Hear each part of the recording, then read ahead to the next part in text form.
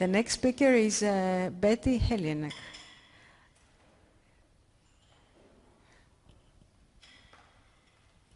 Thank you very much.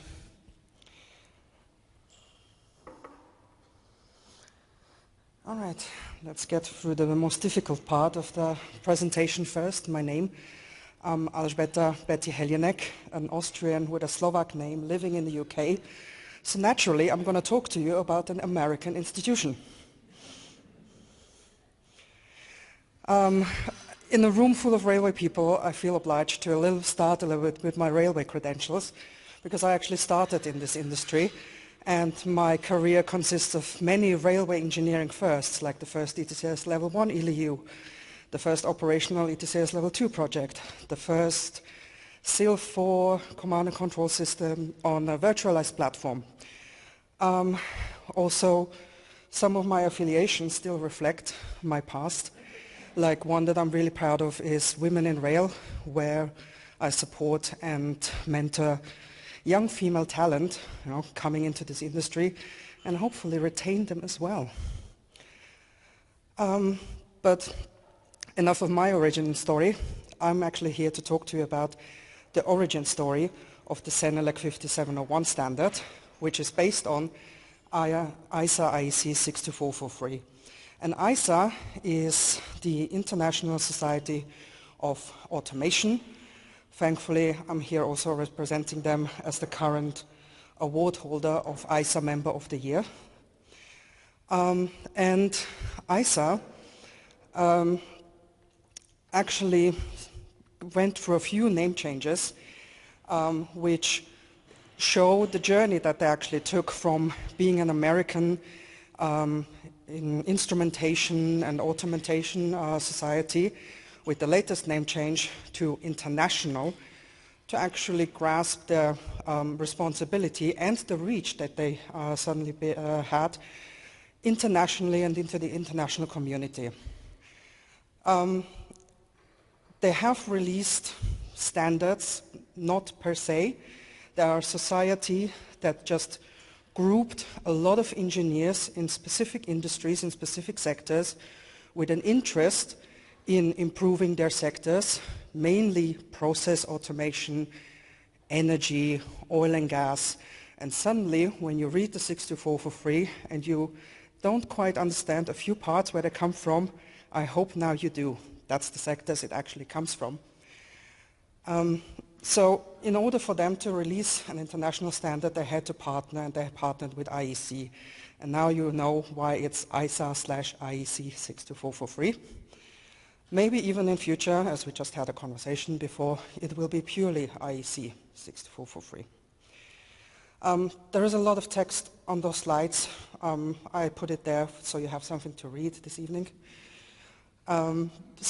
But you gave me a challenge to talk about cybersecurity in less than 15 minutes, so good luck. What I really want to go back to is tell the story of 62443 and why it's actually the foundation, the baseline for many, many of the industry and sector-specific standards, including the railway industry. Well, let's maybe start a little bit with the working groups and divisions. As you see, the whole organization itself is very much concerned with manufacturing, production, energy. You don't find a transport division in there yet. There are then two working groups that are actively work together with the IEC to develop and to issue and update the standard series. And maybe back to the origin of Helienek 5701, it was actually this summer in August that we celebrate the 10-year anniversary in August 2013. A small group of people met in a Brussels meeting room, and we had all in front of us a blank piece of paper, and the topic was to write a technical demonstrator for Shift to Rail with the topic cybersecurity for railway. That's where it all started. So, and from there, writing the technical demonstrator, kicking off these working groups, start engaging, also going into the direction of, yeah, we'll probably need a cybersecurity standard for this in the railway sector. That's when then all the Helienek, all the working groups kicked off.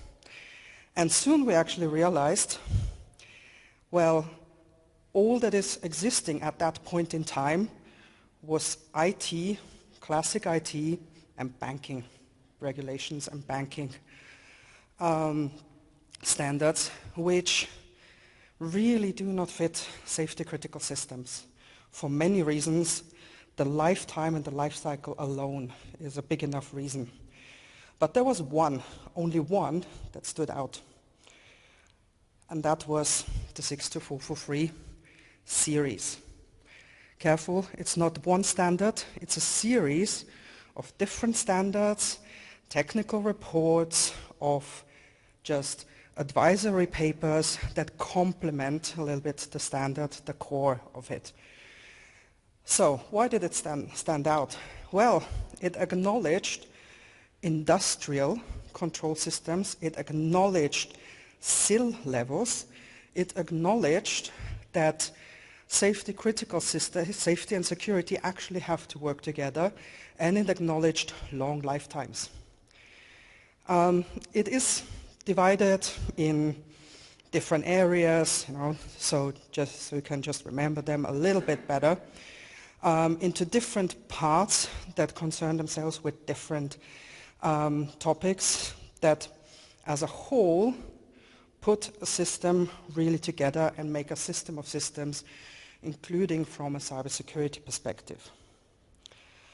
The one thing that 62443 did really well was acknowledge that not one entity can have the dominion over cybersecurity. Complex systems have a complex supply chain, and different people do different things. You have a component, you have your product houses. I mean, we are today in one of these lovely product houses, but someone else is buying it, someone else is integrating it into a big railway system that then works as a whole, and someone else is operating it, and probably a fourth party is then maintaining it. So that's what 62443 did. It acknowledged only everyone has responsibility for a specific part, but only together you can actually achieve compliance with the standard, or which makes more sense in the real life, actual fulfillment of requirements of cybersecurity. What it also did, a little bit mapping, if you find yourself in each category, whichever organization you're from, you can actually map different parts of the standard, if they're applicable directly to you or not. What it also did, it defined different security levels. Not everything has to be Fort Knox. And that's the whole point what risk-based means. Not everything has to be super secure. Sometimes security level 1 is sufficient, because it's not a really important system, or it's very easy, to have backups and bring it back up running again. So, depends.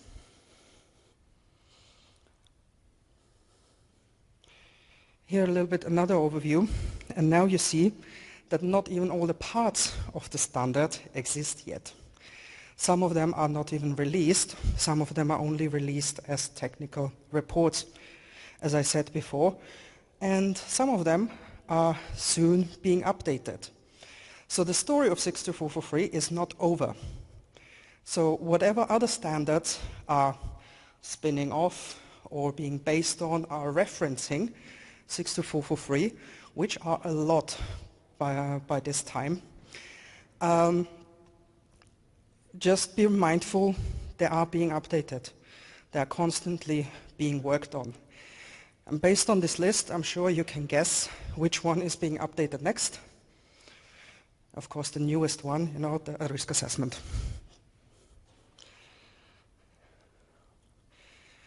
A few final words on a bit of an outlook, what is happening within ISA. ISA is also part or founding member or part of group of other organizations. One is the Global Cybersecurity Alliance, because as ISA, you can only be a member as an individual, as a person. Most likely because you went to a 64 for free course, did a badge, did a course, and then became an ISA member, because that's how it's much, much cheaper. But the Cybersecurity Alliance allows you to be a member as an organization. So there are now more than 50 organizations part of it. They advocate really for the 64 for free standard. So it is used in many industries as possible. The next part or organization that span off really from ISA is ISA Secure. That's the whole certification part. That's the whole certification arm, where you can get accredited by ISA Secure, and then you can run certifications on products or on the development life cycle, so on the process itself as well.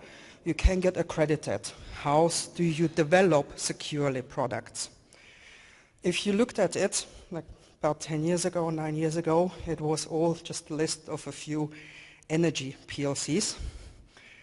Now, if you look at it, there is at least one railway product in it as well.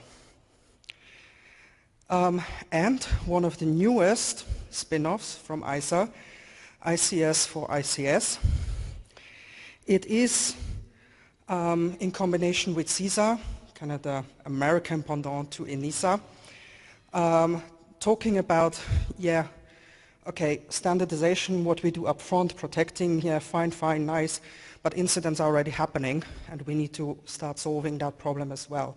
We need to train, we need to do exercises, we need to monitor, we actually need to have a proper incident response, and they started with the first exercises in the US last year. But actually, I think it is very similar and a very interesting parallel to the EU Cyber Shield that is happening in Europe. Further things that will be happening, the safety group, actually, they are updating their statement of how do you do a safety process hazard analysis in parallel with a security process hazard analysis. So it's now out for vote. It will be updated very soon. As I said, together with IEC, parts of the standard are and will be updated very soon. Naturally, we started with the risk assessment, but we thought it is the one that threw up quite a lot of questions when it was released in 2020. And one of the questions, which I really like, and I'm pretty sure they took some of those ideas and those questions from NIS2, is actually the harmonization or the being able to compare risk assessments against other risk assessments. Because risk assessments, everyone who works in this industry knows, take a lot of time. But we can't focus only on that. We have so much else to do, and it's binding too many resources. We just can't do, repeating the risk assessments in all forms. We need to be able to at least compare or integrate risk assessments that someone else did. So it's actually a very interesting step forward, also in the community growing together, becoming more harmonized, also on an international level. And there is also talk of these 4 layers that I showed you. There might be a 5th and a 6th layer coming with maybe standards, but most likely technical reports. On one hand, with use cases. And use cases, how this standard is applied in other industries, in other sectors. And one where we desperately need people is transport, of course. And also the influence that we need is really a European one. There are really a lot of volunteers, a lot of good people that work within ISA and work in all these committees and work in all these working groups and try to influence and bring a lot of good European views into the standard. But currently we are being outnumbered and outpaced by India, I have to say. And another layer, sixth layer, which is also interesting, not just focusing then on the sectors, but on the different technologies that are coming at us, like a high-speed train, and we need to at least give some guidance or answer some of the most burning questions. What will AI do with cybersecurity in the industrial sector, in national critical infrastructure? What will cloud computing do? What is IIoT doing, industrial IoT? So, which will probably have the form of technical papers, but I'm happy if people like to join, contribute. I think we saw with the success of some of the European standards that we set, that we have something to say, we have a lot to contribute, and we have the power to set international standards. Thank you.